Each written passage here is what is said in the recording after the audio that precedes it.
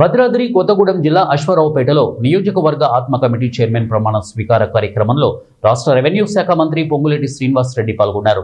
Congress senior నాయకులు Sunkavalli వీరభద్రంకు chairman పదవి రావడంతో సంతోషదాయకమని అభినందించారు. అనంతరం మంత్రి మాట్లాడుతూ ప్రతి పేదవాడి ఇంటి కలను నెరవేర్చుతూ ఇందిరమ్మ ఇల్లు ఇస్తున్నామని, ఇల్లు అంటే 4 గోడలు కట్టి సిమెంట్ పోయడం కాదని, అది ఒక పేదవాడి ఆత్మాభిమానానికి సంబంధించిన సున్నితమైన విషయమని అన్నారు. ప్రజానికి న్యాయం చేయడం జరిగింది. ఈరోజు మనస్ఫూర్తిగా వారు ఈ పదవిలో పూర్తి కాలం ఉండి రైతాంగానికి మంచి పనులు చేస్తూ నిండా వేలు వారు జీవితాన్ని అనుభవించాలని కూడా ఈ వేదిక ద్వారా మనస్ఫూర్తిగా కోరుతున్నాను.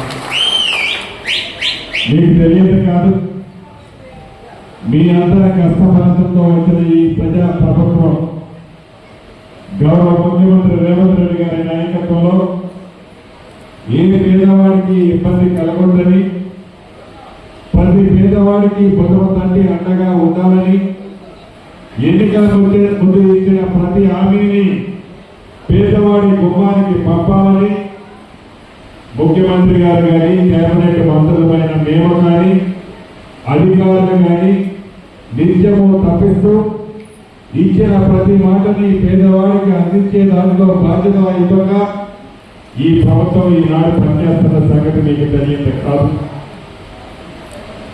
ఆనాడు 10 సంవత్సరాల్లో ఆ ప్రభుత్వం చేయని అనేక కార్యక్రమాలని, అప్పుల రాష్ట్రాన్ని మన చేతిలో పెట్టిపోతే ఆర్భాటాలకి ఎత్తులకి పోకుండా ఏది చేయగలుగుతామో ఏది చేయలేమో ప్రతి వర్గానికి చెప్తూ పేదవాడికి గౌరవాన్ని భంగం కలగొడకుండా ఉండే విధంగా